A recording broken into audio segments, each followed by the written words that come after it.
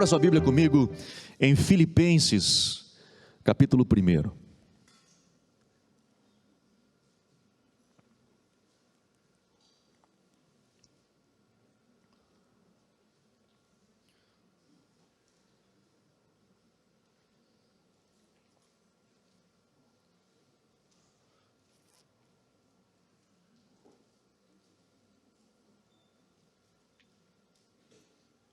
Filipenses capítulo 1, nós vamos ler a partir do verso 19. E diz assim: porque estou certo de que, pela súplica de vocês e com a ajuda do Espírito de Jesus Cristo, isto resultará em minha libertação. Minha ardente expectativa e esperança é que em nada serei envergonhado, mas que com toda a ousadia, como sempre, também agora, Cristo será engrandecido no meu corpo, quer pela vida, quer pela morte. Porque para mim o viver é Cristo, e o morrer é lucro. Entretanto, se eu continuar vivendo, poderei ainda fazer algum trabalho frutífero. Assim não sei o que devo escolher. Estou cercado pelos dois lados. Tenho o desejo de partir e estar com Cristo, que é incomparavelmente melhor. Mas por causa de vocês é mais necessário que eu continue a viver. E convencido disso, estou certo de que ficarei e permanecerei com todos vocês, para que progridam e tenham alegria na fé. Desse modo, vocês terão mais motivo para se gloriarem em Cristo Jesus, por minha causa, pela minha presença de novo no meio de vocês. Amém. Pai, abençoa a tua palavra. Espírito Santo, te peço, seja o nosso mestre nessa noite e nos ministre, nos ensine. E mais do que isto, fala aos nossos corações. Ajuda-nos a sermos a igreja que tu sonha, a igreja madura que tu sonha, que tu anseia para nós neste tempo. Em nome de Jesus. Amém. Eu me converti há 30 anos atrás, e neste período de 30 anos atrás, a igreja estava vivendo um período de transição. Eu peguei um pouco deste período de transição. Por muito tempo, a igreja entendia, ou tinha um entendimento de mundo que era mais ou menos assim: a gente se converte e tudo do mundo ele é podre, tudo do mundo ele é nojento, todo do mundo nós não podemos amar o mundo. E quando se falava que nós não podemos amar o mundo, é que qualquer coisa do mundo ela nos contaminava. Portanto, nós nos convertíamos e nós tínhamos só um objetivo na vida, que era ir para o céu. Então nós ficávamos agarrados na expectativa de voltar para o céu, ir para o céu, queremos ir para o céu. E aí então não se fazia faculdade, não se estudava, não se projetava, porque afinal Jesus estava voltando, ou nós íamos morrer e ia para o céu não se levava nada, e bora lá, nós só temos que ir para o céu. E aí nós vivíamos muito voltados ao céu. E com o passar do tempo se deu conta de que isso não era bom. O resultado disso não foi bom, ainda que é verdade que Jesus vai voltar, que é verdade que nós vamos morar no céu, que é verdade que nós somos peregrinos nessa terra e que nós vamos de fato um dia voltar para cá. Tudo isso é verdade, mas quando nós perdemos a percepção de viver nessa terra, quando nós abrimos mão de estar presente em determinados lugares, como por exemplo a economia, a política, a educação, a mídia, o entretenimento, quando nós tiramos a nossa capacidade de influência desses lugares, alguém influenciará. Alguém vai tomar conta desses lugares e nós, quer queira, quer não, ainda que somos peregrinos nessa terra, estamos envolvidos nessa terra e sofremos as consequências disso. Então eu lembro que há 30 anos atrás começou-se a fazer uma migração. Nós começamos a migrar desse lugar onde só via céu e nós estamos aqui, isso aqui tudo é podre, isso aqui tudo não presta, isso aqui tudo não serve para nada, para nós olharmos ao céu e lá um dia não vai ter. Está chorando aqui, não te preocupa, um dia a gente vai parar de chorar. Está sofrendo aqui, não te preocupa, um dia a gente vai parar de sofrer. E nós vivíamos a vida inteira assim. Para um outro lugar, aonde não, nós precisamos estar aqui, envolvidos aqui, centralizados aqui, afinal estamos na terra, estamos vivendo aqui, precisamos estar conectados aqui, e isso foi bom. Só que o problema de nós estarmos aqui é que nós desconectamos com o de lá, é que nós perdemos essa percepção do de lá, nós ficamos muito voltados para essa realidade, como que se a nossa vida inteira se resumisse a só isso aqui, como que se tudo que nós vivêssemos é a terra, é a vida, e perdemos a realidade celestial, daquilo que nos espera, daquilo que a nossa fé de fato crê, e nós vivemos aqui como se nada existisse do outro lado. Nós vivemos aqui como que se nada nos comunicasse do lado de lá. E aí então a nossa vida, ela se resume aqui. A eu estar na terra e viver bem na terra, e a minha relação com Deus, ela está baseada aqui. E aí então nós medimos isso, e nós fazemos essa percepção com Deus, e acabamos até sendo bastante reducionistas nesse processo, porque nós acabamos reduzindo Deus à nossa experiência pessoal. Se Deus, Ele está nos abençoando, se a nossa vida está acontecendo, então Deus é bom. Se nós não estamos sendo abençoados, então Deus não é bom. Se nós estamos tendo experiências de que Deus faz muita coisa, Deus então Ele é vivo. Se Deus Ele não está de fato movendo e nós não estamos vendo, nós nos sentimos angustiados e ficamos presos, amargurados.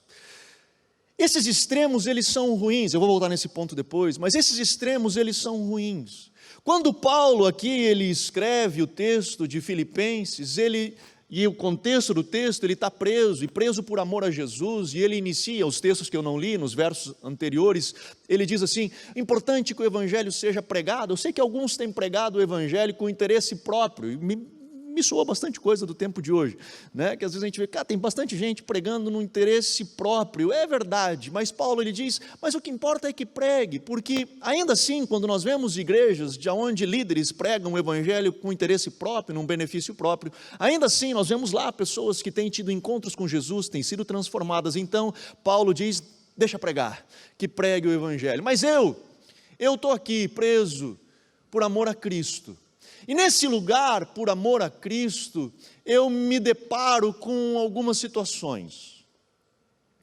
E eu me dou conta de que Cristo, Ele vai ser glorificado no meu corpo. Seja vivo ou morto.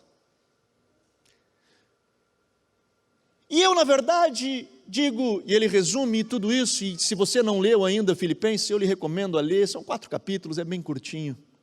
Mas Paulo, ele expressa e resume, talvez, seria pretensão minha de colocar todo o capítulo, o livro de Filipenses nesse verso, mas ele coloca a essência de o porquê ele está dizendo, do que ele escreve em Filipenses, quando ele diz, o viver é Cristo, e o morrer é lucro.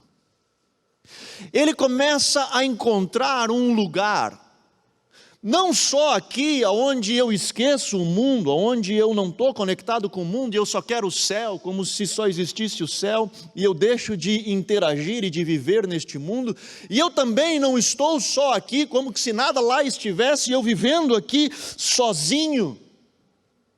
Ele diz, eu entendo que o morrer para mim é lucro, e o viver é Cristo. Eu encontro um meio termo onde eu estou aqui, vivendo nesta terra, com os meus olhos nos céus, mas os meus pés no chão, e sei viver, e sei conectar, e sei me transicionar entre esses dois mundos. Afinal, a vida ela é bem dualística, assim, ela é paradoxal. Nós temos esses dois lados dessa mesma moeda, de que sim, nós temos a esperança dos céus, mas estamos vivendo aqui na terra.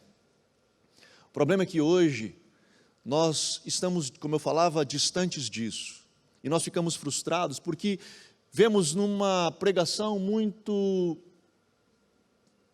num viés muito de vitória, aonde nós dizemos, você é mais que vencedor, e abençoamos as pessoas com uma semana de vitória, e que é legal, ninguém quer amaldiçoar o cara, mas a gente diz, essa semana será uma semana de vitória, você que é cristão, e nós ficamos sempre projetando nas pessoas uma semana de vitória, afinal você é um cristão, você é um vencedor, Jesus te chamou para ser um vencedor, você é o povo mais feliz dessa terra, e nós construímos aqui, nessa percepção de quem está aqui na terra, vivendo aqui na terra, uma percepção de que eu sou uma pessoa que estou conectada com Deus, se a vitória chega na minha vida. E quando ela não chega, ela gera frustração. E quando ela não chega, ela gera decepção. E quando ela não chega, ela gera até um desconforto em relação a Deus. Afinal, que Deus é esse? Que evangelho é esse? Porque nós desconectamos de uma realidade celestial. Estamos vivendo muito na terra.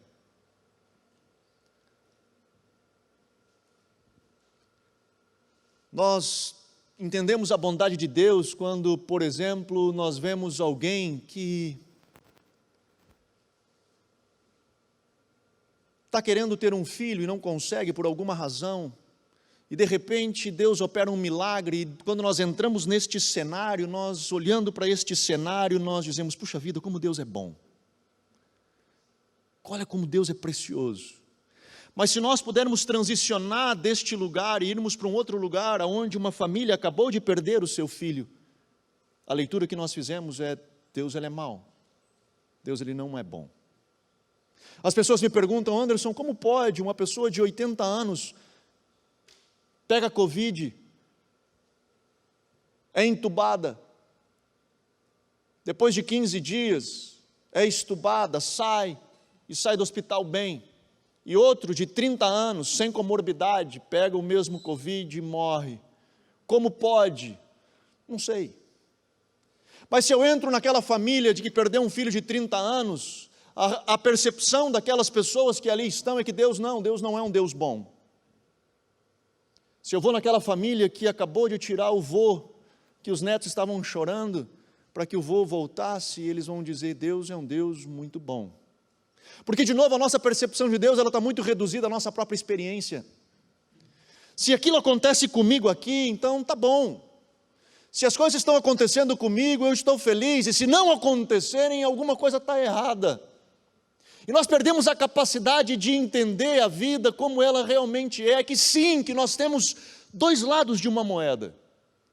Que nós temos o Deus celestial que nos espera e tem promessas preciosas para nós, e nós temos a terra, que nós estamos aqui, que vamos padecer e vamos sofrer e vamos ter as nossas dificuldades. Conversando com algumas pessoas que perderam entes queridos ao longo dessa jornada de Covid, de pandemia, e uns deles me diziam, Anderson, mas não é justo Deus levar este meu ente querido, essa pessoa que eu amo agora, ele é uma pessoa boa, ele é uma pessoa amável, ele contribuía no reino, e começou a citar N coisas que essa pessoa fazia, e diz, não é justo Deus levá-la agora. E a minha resposta foi, sabe que às vezes eu acho que Deus olha para nós e diz assim, e responde para nós, algo do tipo, sabe o que? Não é justo você pedir algo desse tipo, porque essa pessoa, hoje, está comigo, vivendo essa realidade, vivendo esse nível do que Paulo diz, nem olhos viram, nem ouvidos ouviram, nem jamais penetrou em coração humano que Deus tem preparado para os seus. Mas nós vivemos numa realidade muito apertada aqui, muito diminuída, a minha própria experiência, sem crer que tem lá, que cara, se eu morrer é lucro, se eu conseguir morrer é lucro. Paulo ele chega aqui e diz, cara, eu estou numa dúvida grande, porque eu confesso para você que eu gostaria de morrer, porque se eu morresse eu estaria com o meu pai, eu estaria em casa, vivendo tudo aquilo que um dia Deus falou que eu poderia viver, e eu estou nesse embate, vou ou eu fico? E a razão pela qual eu penso em ficar é porque eu acredito que eu tenho muito para contribuir na vida de vocês, de derramar sobre vocês, Paulo diz, e eu sei que a minha presença aqui abençoaria a vida de vocês, e eu estou nesse negócio, e eu entendi que eu vou ficar mais um tempo.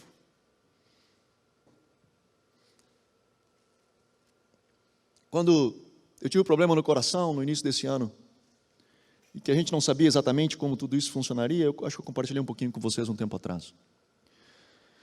Mas a gente entrou naquela situação, era novo para a gente, na nossa família, a gente não tinha passado por isso, e não foi só, quando eu digo a nossa família, não só eu, a Miriam, o Tim e a Bel, mas toda a nossa família, nós tentando entender tudo isso que estava acontecendo. E eu sentei com a minha família, com os nossos 4, um dia, porque eu não sabia se eu iria. E eu confesso para você, mano, eu não estava com medo nenhum da morte. E isso até eu precisei orar, porque a Miriam disse, tá, Anderson, mas tu não vai lutar para ficar vivo? Porque eu estava feliz da vida de poder voltar para casa, caso eu precisasse voltar para casa. E eu fui realmente orar, porque eu digo, será que eu estou abrindo mão de viver e querendo voltar para casa rapidinho? Mas eu sentei nós 4 um dia na mesa e disse, pessoal, eu preciso conversar com vocês. Isso pode acontecer. Eu posso voltar para casa. E a minha pergunta para vocês é como vocês vão ficar aqui. Porque a sua resposta para mim é importante. Como vocês vão lidar com isso? Caso eu de fato venha a partir. A gente já tinha brincado essas coisas, acho que todo mundo brinca, né? Ah, se eu morrer, tu não vai mais ter isso, né? A gente brinca com as pessoas, mas a gente nunca sentou para conversar sobre isso. E naquele dia eu sentei sério e disse, pessoal, eu preciso conversar sério com vocês. E se eu partir? Como é que vocês vão lidar com essa situação? Porque eu preciso saber da sua resposta. Porque a diferença entre eu e vocês é que eu fui para casa primeiro. Eu só fui para casa primeiro. E eu quero ter certeza que vocês continuarão fiéis. E eu quero ter certeza que vocês continuarão firmes. Que vocês não vão culpar a Deus por ter levado meu pai antes da hora. Não vão jogar culpas nisso ou naquilo, de o porquê isso aconteceu e de o porquê aquilo aconteceu, e de repente se fechar dentro de uma bolha, como se estivesse sofrendo demasiado.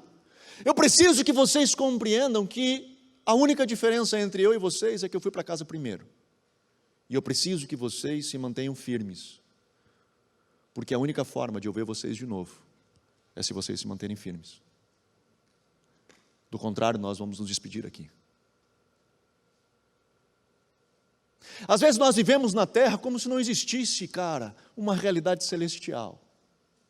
Nós vivemos nessa terra como se a nossa vida se limitasse só a isso, e Paulo escreve, ele diz, se fosse assim, nós seríamos os homens mais infelizes do mundo. Existe uma realidade celestial, a fé cristã, ela nos leva para este lugar. Nós somos impulsionados a isso. Ontem, eu participei de um velório da esposa de um amigo meu, faleceu de câncer, aonde ele vinha lutando, crendo, buscando, e ela veio a falecer. Eu cheguei no velório, quando ele me viu, ele me abraçou, e a primeira coisa que ele disse, cara, Deus me falou que Ele a curaria. Deus me disse que Ele a curaria. E foi instintivo, assim, eu não pensei, foi instintivo, e eu respondi, mas Deus a curou. E aí ele parou e ele disse, Deus a curou. Talvez não era da forma que a gente gostaria, talvez não era da maneira que nós esperávamos, eu não sei nem se eu consolei ele com essas palavras. E não foi nem a minha intenção, talvez, de consolá-lo, sei lá, só saiu. Mas a realidade é que sim, existe algo do outro lado. Nós temos às vezes dificuldades de crer, e ele mesmo disse, pois é, cara, eu tenho dificuldade de crer porque ninguém voltou de lá para dizer.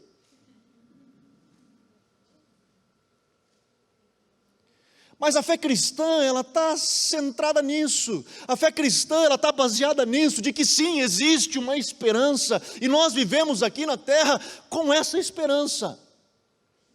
Mas nós continuamos vivendo nesta terra. E nesta terra nós precisamos saber viver. É um erro quando nós paramos aqui só na expectativa do céu. Eu quero viver o céu, eu quero estar no céu, que acaba logo esse negócio, eu não aguento mais ficar sofrendo que vem o céu, que vem o céu, que vem o céu. Alguns acham que Jesus tirou ele do inferno, mas não tirou o inferno dentro dele, né? Ele continua vivendo esse inferno, digo, me tira daqui, porque eu quero estar no céu. Não, cara, Jesus nos ensina a viver nessa terra, a estarmos vivendo esta realidade e encontrar esse balanço. Paulo, ele escreve e diz: morrer é lucro, mas enquanto eu vivo em Cristo. Eu vivo em Cristo, de Cristo e para Cristo. A minha vida gira em torno dele. O problema é que nós temos dificuldade de viver essa vida, porque, de novo, nós construímos um ideário, um ideal baseado numa vida de vitória, vivendo só nessa vida, que a minha vida está expressa aqui. Então, se eu vivo bem aqui, se eu não sofro aqui, se eu não tenho dificuldades aqui, eu estou bem, e Deus está comigo, e a bênção do Senhor está comigo. E quando isso não acontece, eu questiono, eu começo a tentar achar respostas.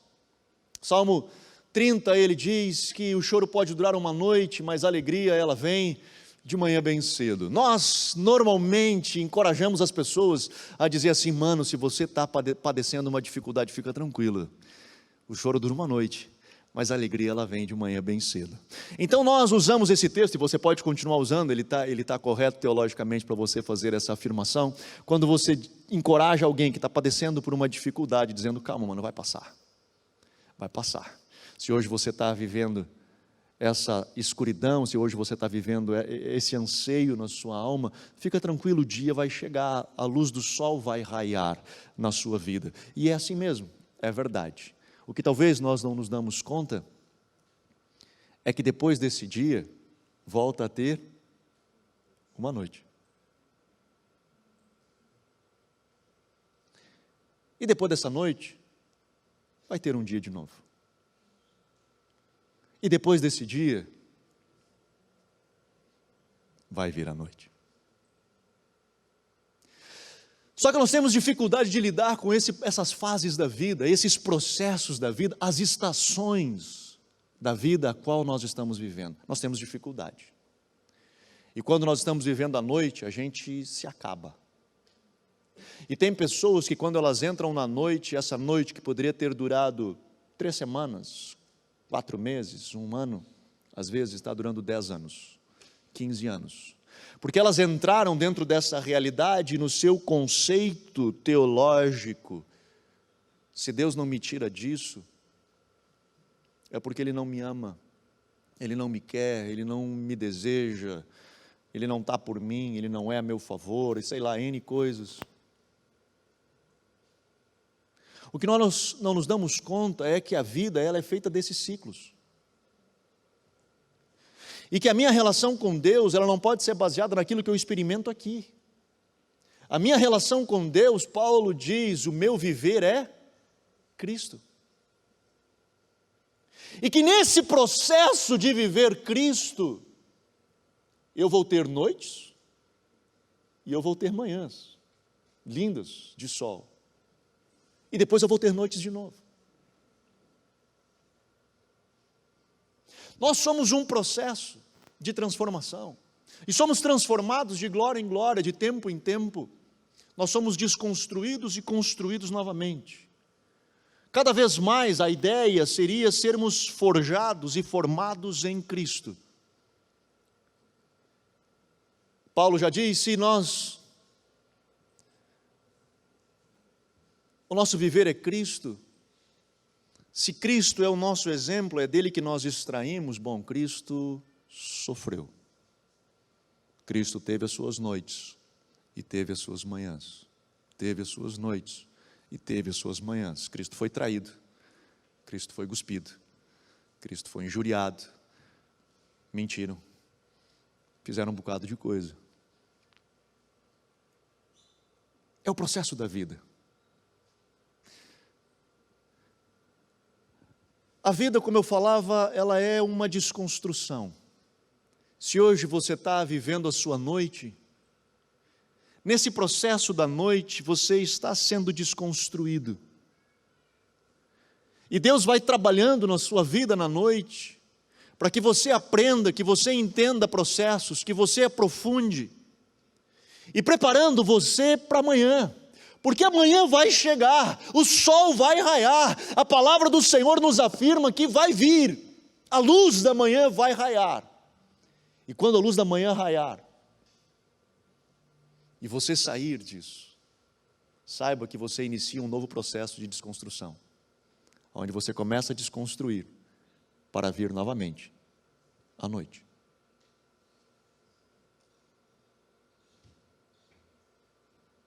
Só que na nossa percepção de vida, quando a gente está vivendo o dia, a gente se acha o super-homem.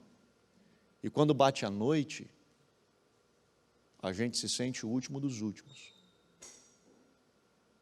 E algo interessante é o seguinte, que a gente não questiona Deus quando a gente está no dia.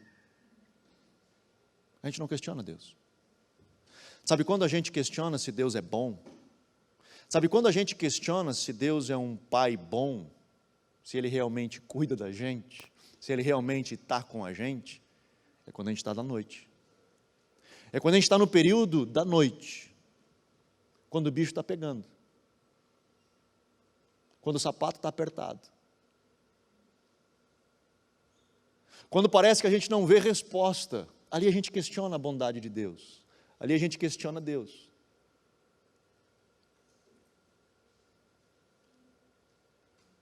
Só que a nossa relação com Deus, ela não é baseada no dia ou na noite. Ela não é baseada na vitória ou na derrota.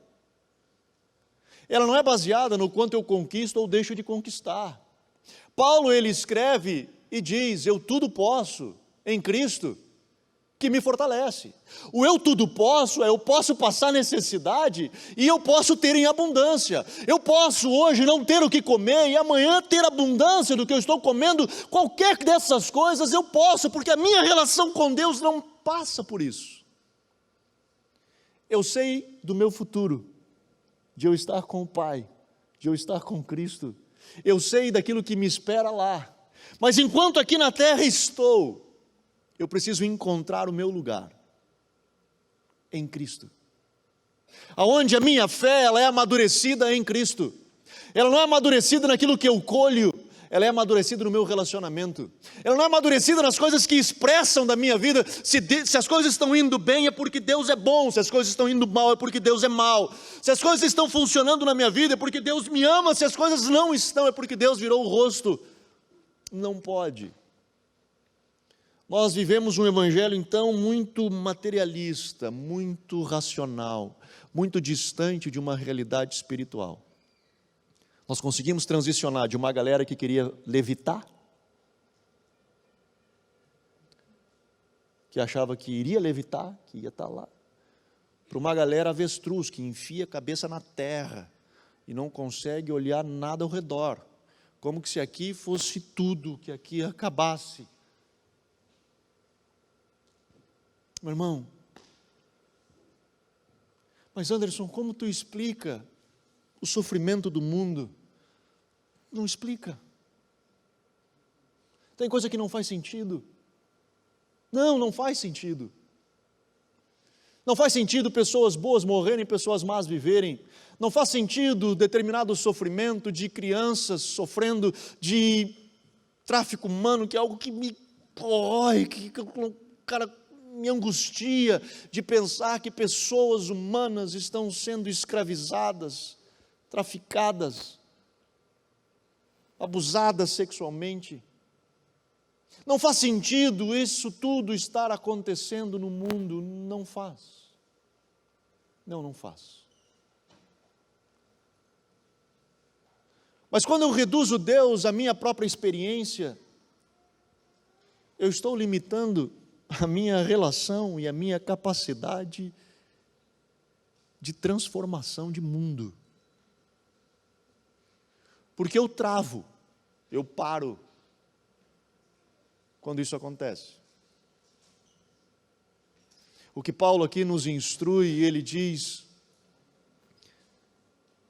o viver é Cristo e o morrer é lucro. O que Paulo está dizendo é, cara, eu espero um dia chegar nos céus e para mim vai ser sensacional, mas enquanto eu aqui estiver, eu vivo de Cristo, em Cristo e para Cristo. Ele diz na sequência do verso,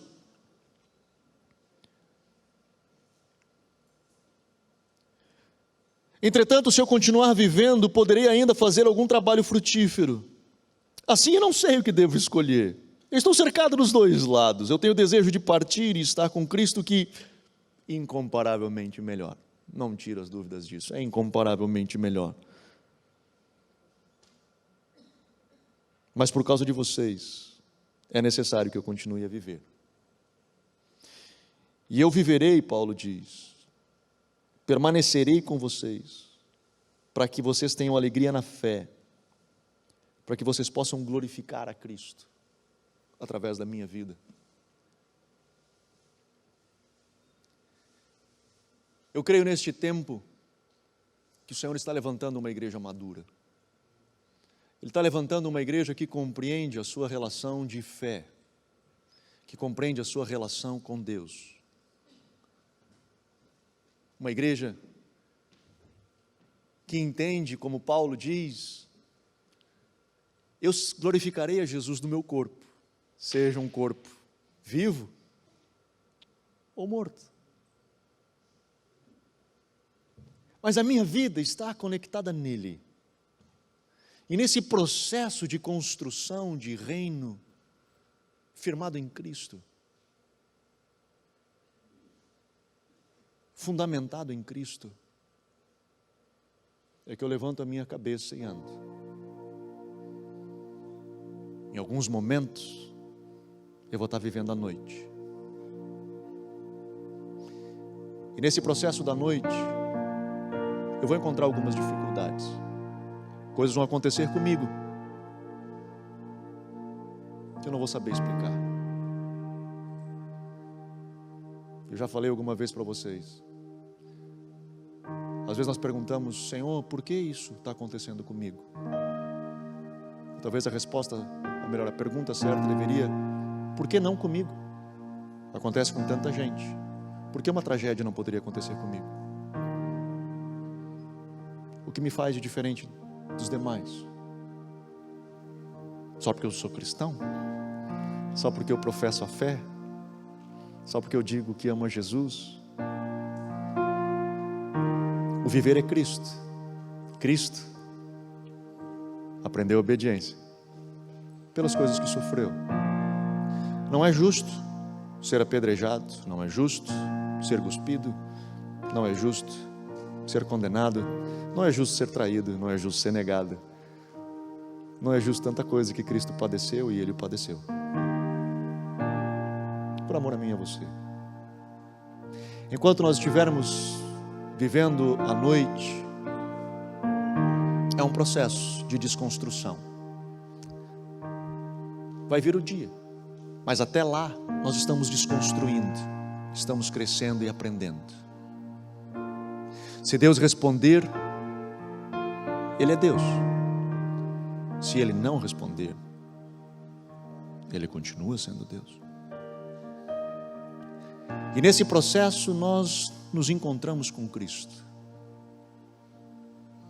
E vai chegar o dia. Enquanto nós estávamos na noite, não nos faziam as piores pessoas. Assim como quando chegar o dia, não nos faz os melhores. Nós estamos vivendo uma fase. E começamos a desconstrução para chegar novamente à noite. Nós ansiamos por sermos pessoas felizes, ou não é? Nós queremos ser pessoas felizes. Merecemos ser pessoas felizes. Afinal, como eu dizia, fomos chamados, Isaías fala, para sermos o povo mais feliz dessa terra. Mas o que é felicidade? Me permita tentar contribuir com você num conceito de felicidade. Sabe quem é feliz? É quem sabe transicionar entre a noite do dia para a noite, da noite para o dia, do dia para a noite. Aquele que sabe transicionar na vida, esse cara é feliz. Porque ele entendeu que nós vamos passar momentos difíceis. Eu aprendo, eu cresço, e vai chegar o dia. E o dia não vai durar para sempre. Lá na frente nós vamos ter uma outra dificuldade. Faz parte da vida. Porque para mim, dizia Paulo, viver é Cristo, morrer é lucro.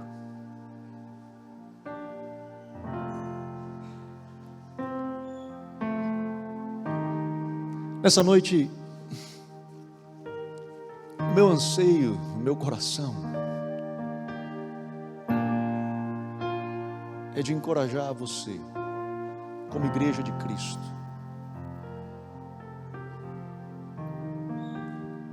a se encontrar neste lugar de equilíbrio que Paulo nos chama.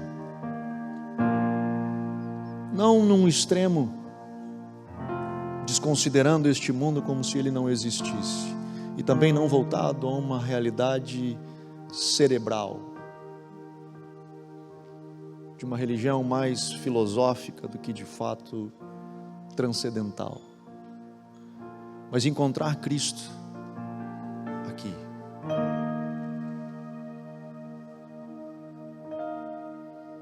Um evangelho vivo, onde as marcas de Cristo são expressas na nossa vida,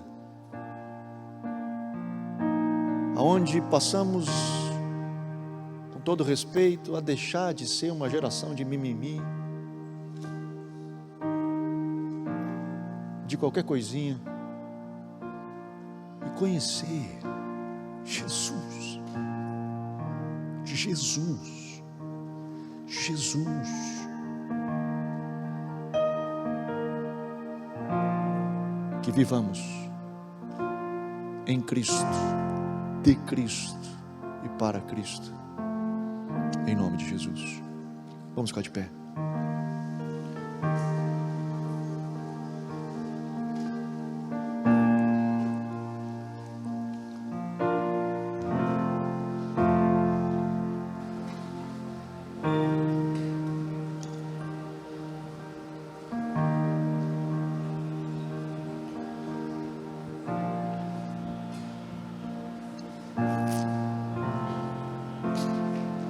Aleluia.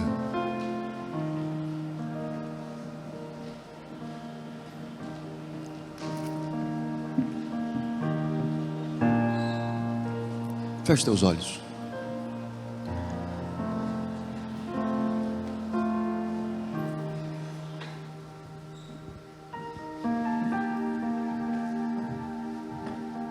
Se porventura você está vivendo a noite hoje, se porventura você está no meio do processo da noite,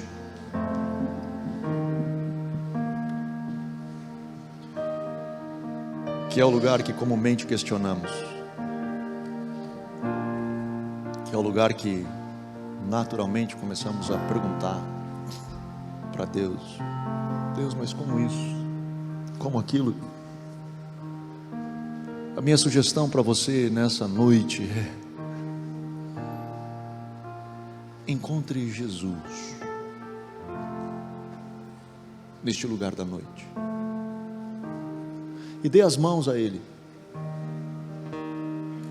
e dê as mãos a Ele, e segure forte, e segure forte até o dia raiar, e esse dia Ele venha se parecer como Ele quiser. Que esse dia que raiar seja o dia que Ele projetou para você viver, da forma que Ele projetou, do jeito que Ele projetou. Que você consiga dar as mãos a Jesus e cruzar essa noite.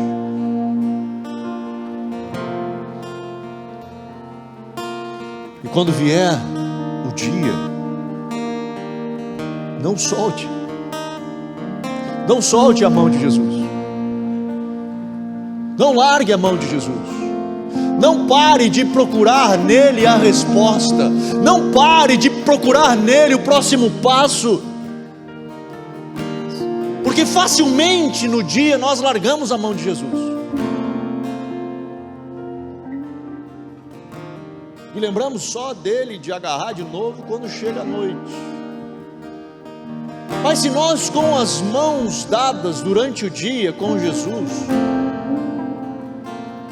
permanecermos, quando a noite vier, a nossa percepção da noite já será diferente, e das noites que vierem sucessivamente serão diferentes.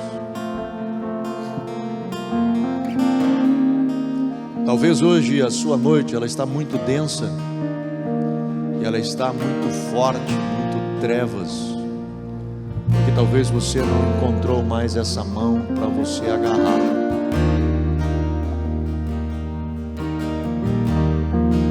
Nessa noite, eu quero encorajar você a encontrar essa mão de Jesus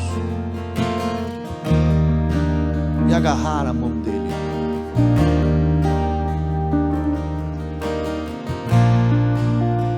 Apertar bem forte e dizer: Jesus, vamos. Estou passando pelo vale da sombra da morte, mas como é bom saber que tu estás comigo, que a tua vara e o teu cajado me consolam. Encontre esse Jesus.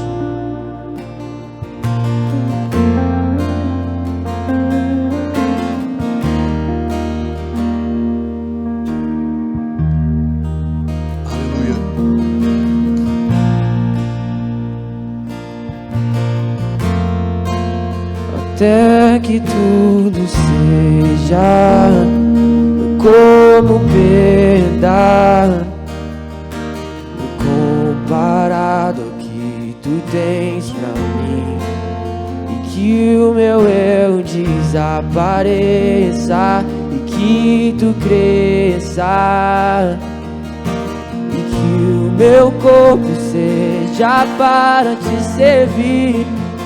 E eu prossigo para o alvo, pelo prêmio da soberana vocação de Deus em ti, ó meu Jesus.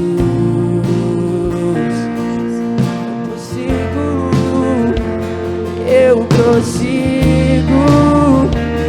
para o alvo, pelo prêmio da soberana vocação de Deus em ti, ó meu Jesus.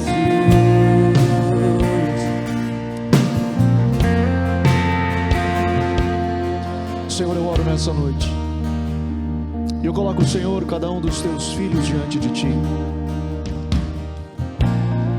e te pedindo, Senhor, encontre-os.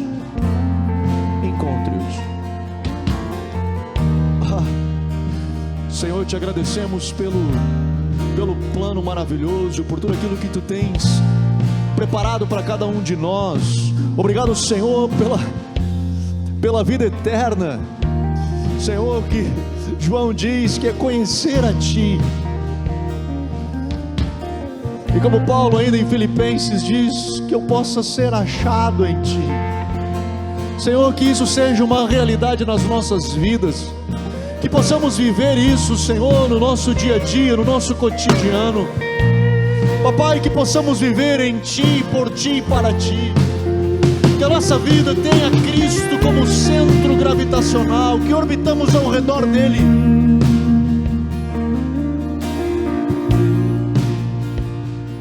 Ajuda-nos, aqueles, Pai, que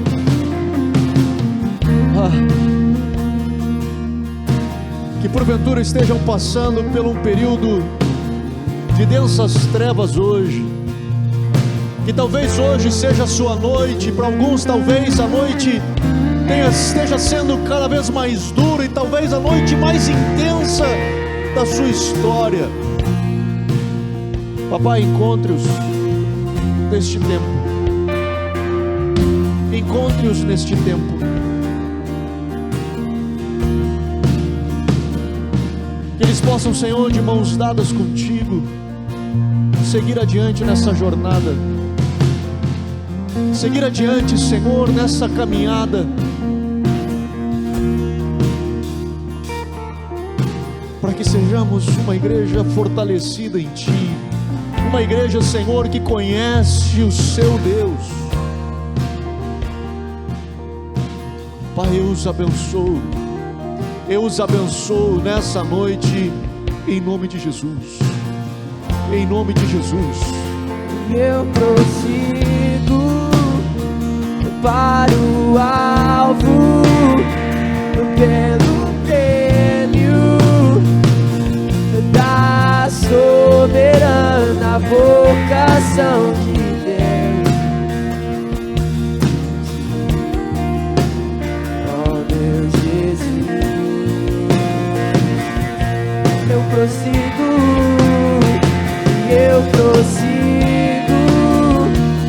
para o alvo, pelo prêmio da soberana vocação de Deus em Ti, oh meu Jesus.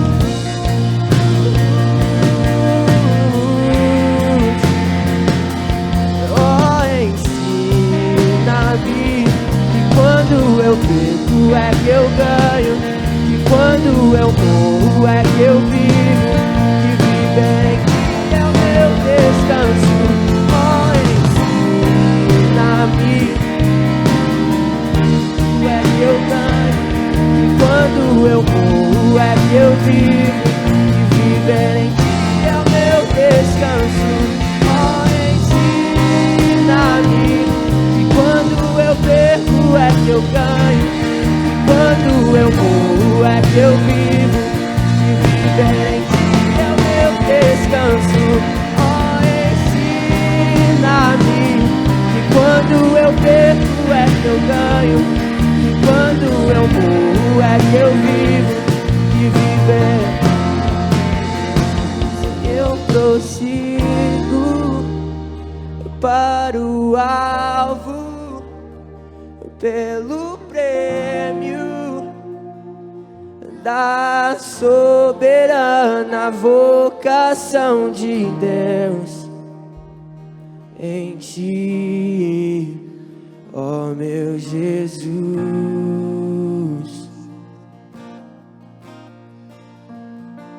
Senhor, eu te agradeço. Eu te agradeço, Senhor, porque Tu vem ao nosso encontro. Eu te agradeço, Senhor, porque Tu alcança os nossos corações. E mais uma vez eu te peço, prepara a Tua igreja.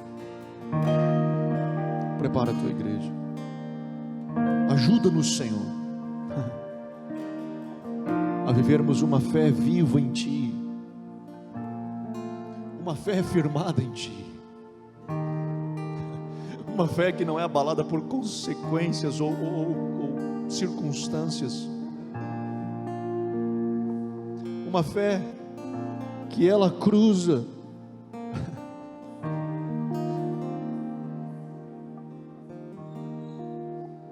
o bem ou o mal,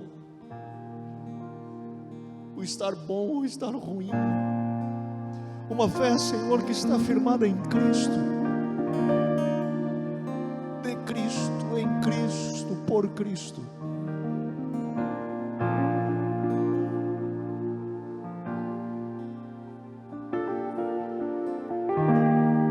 E que possamos, Senhor, confiar em Ti, estribados em Cristo, vivendo por Ti.